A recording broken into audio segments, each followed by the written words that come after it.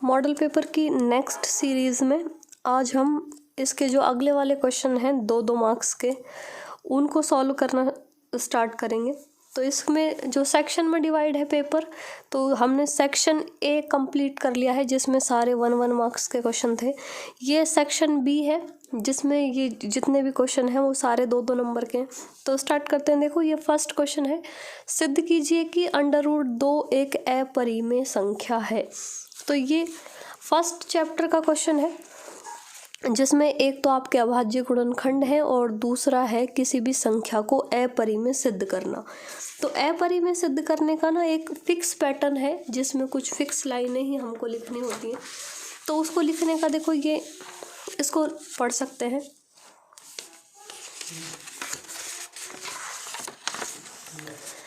कि हमको सिद्ध करना है कि √2 एक अपरिमेय संख्या है।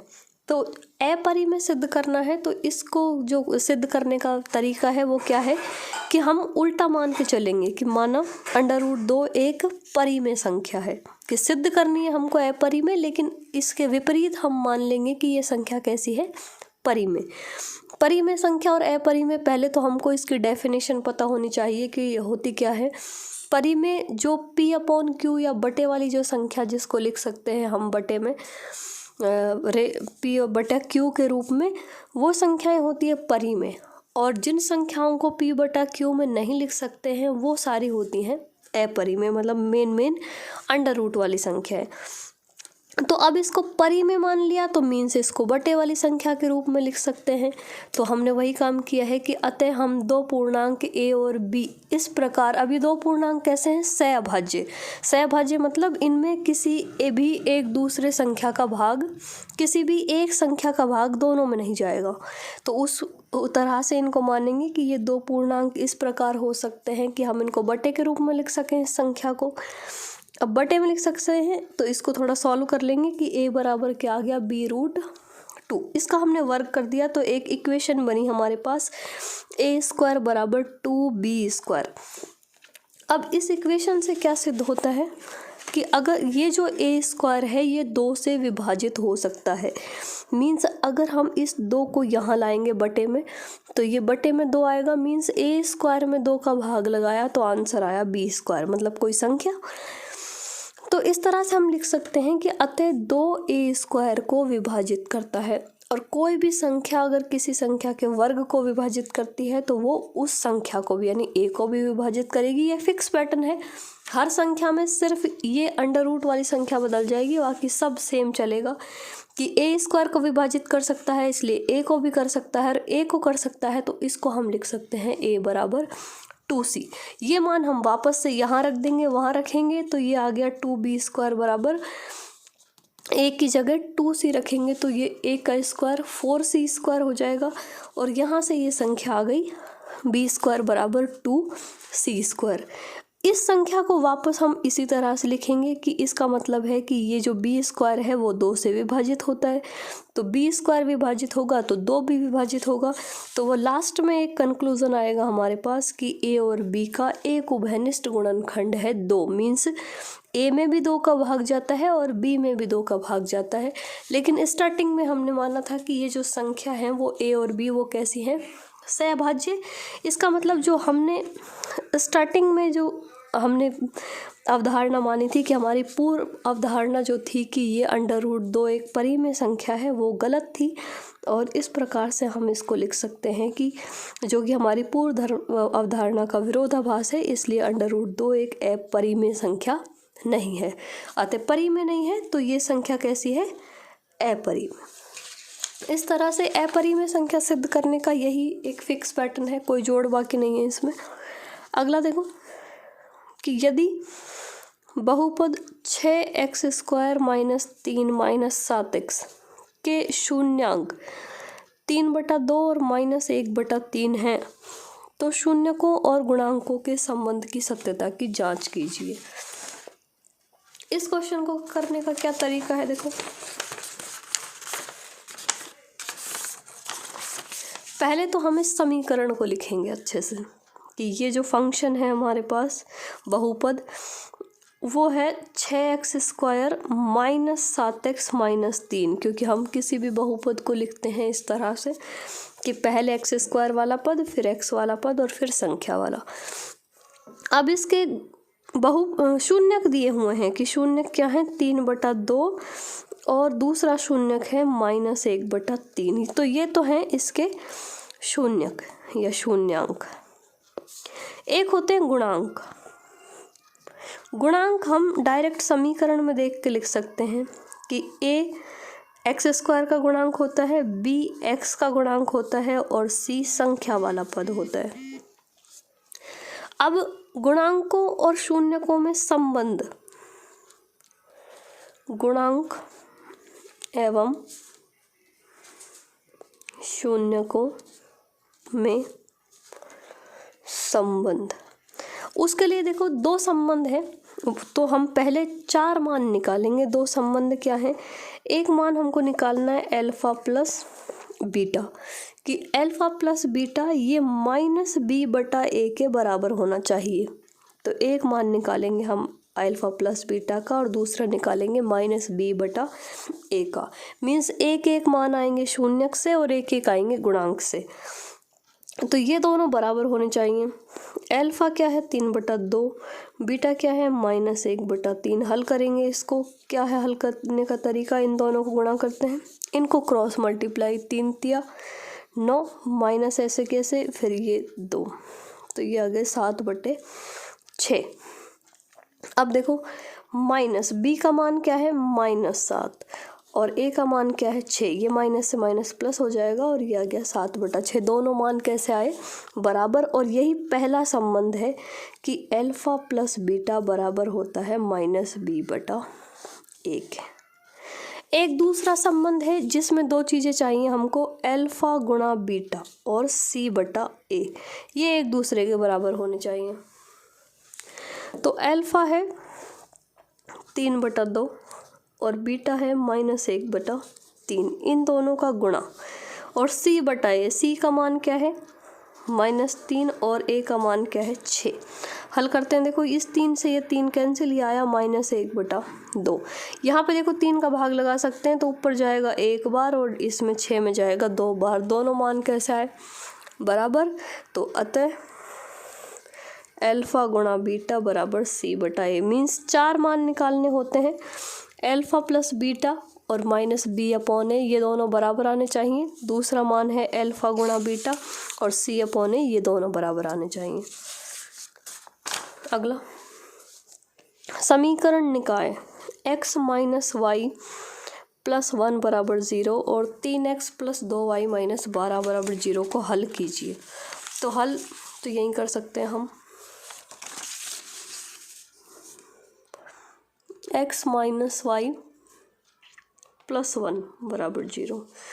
दूसरी ये समीकरण नंबर 1 और 3x + 2y - 12 = 0, ये समीकरण नंबर 2। गुणांक बराबर रख लो या x का मान निकाल लो। तो समीकरण 1 से x बराबर हम लिख सकते हैं y - 1, दोनों को उधर भेज देंगे। ये x का मान हम समीकरण 2 में रख देते हैं। तो x का मान समीकरण 2 में रखने पर, ये प्रतिस्थापन विधि है जिसको हम लगा रहे हैं कि एक समीकरण से किसी भी एक चर का मान निकाल के दूसरी में रख देते हैं। तो x का मान दूसरी समीकरण में रख देंगे। दूसरी समीकरण क्या है 3x, x की जगह रखेंगे y - 1 + 2y - 12 = 0।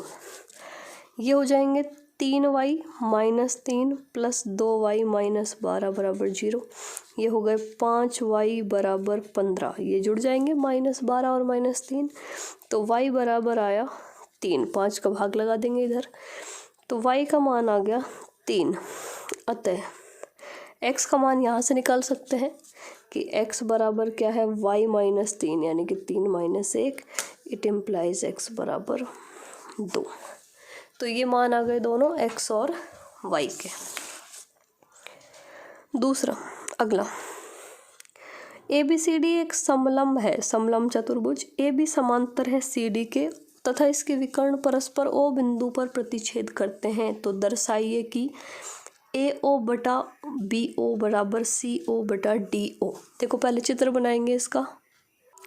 ये नेक्स्ट क्वेश्चन है जिसमें ABCD समलंब है। तो समलंब चतुर्भुज इस प्रकार का होता है, इसमें हमने इसको नाम दे दिए कि ये ABC और D, ये समलंब चतुर्भुज है। दूसरा दिया है कि ये AB भुजा CD के समांतर है, तो ये हमने इस तरह से ही ली है।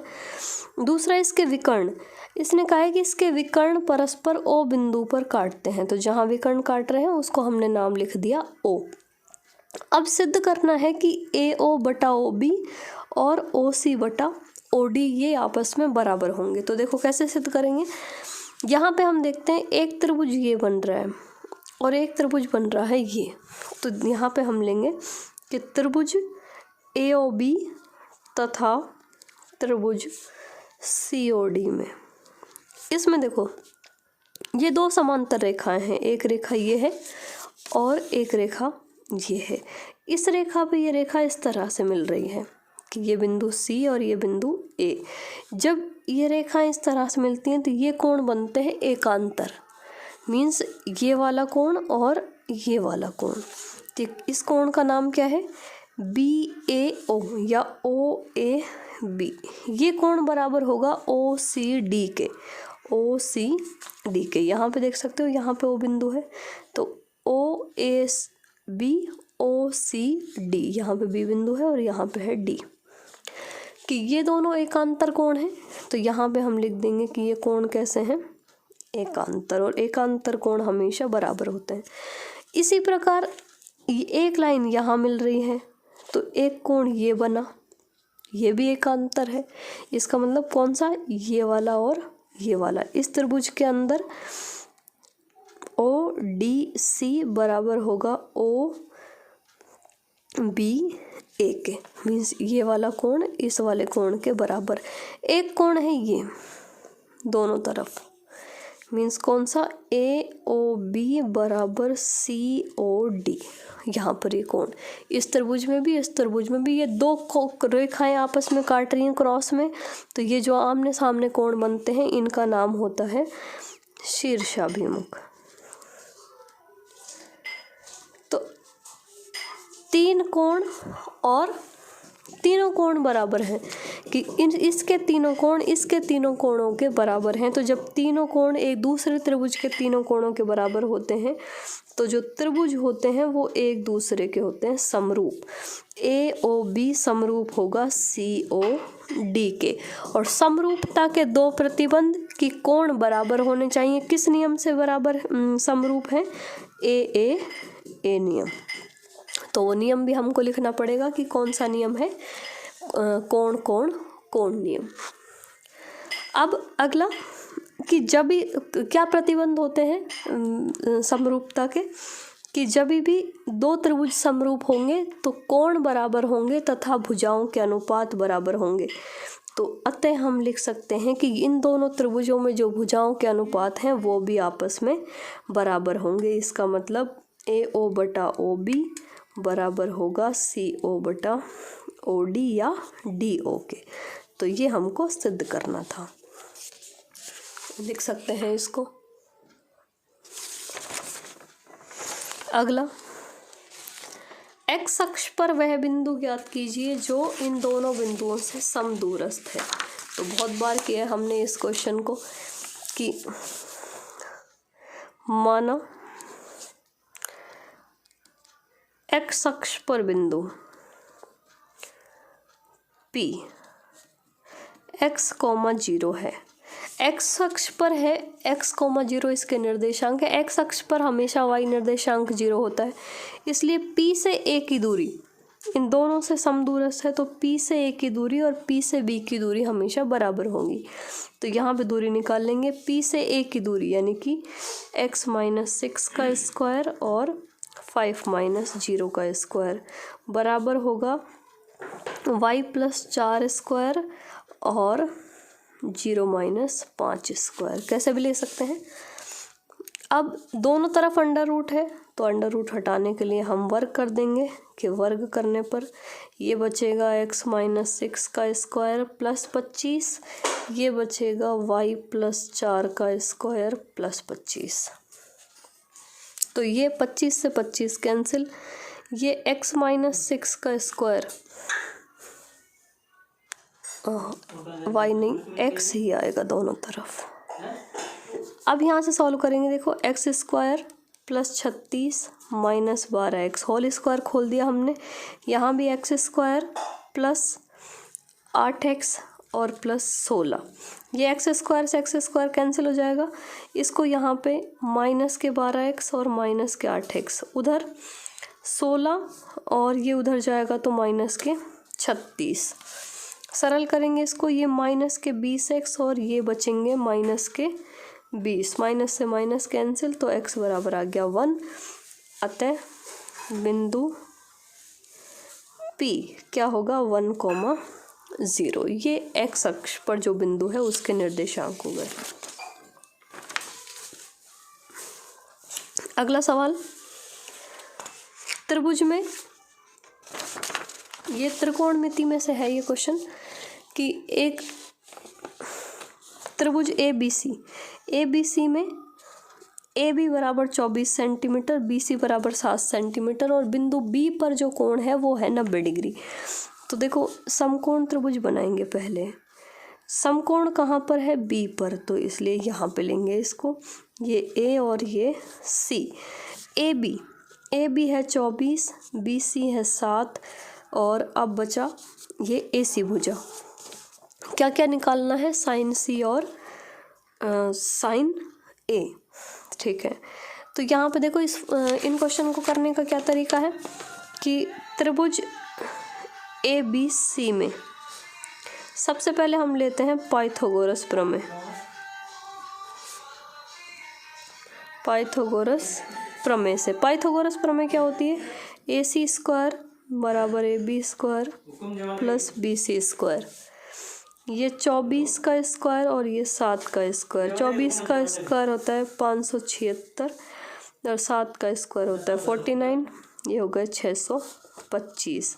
इट इम्प्लाइज AC बराबर 625, 25 का स्क्वायर होता है इसलिए ये हो गए 25 का स्क्वायर और यहाँ पे हम लिख सकते हैं AC बराबर 25।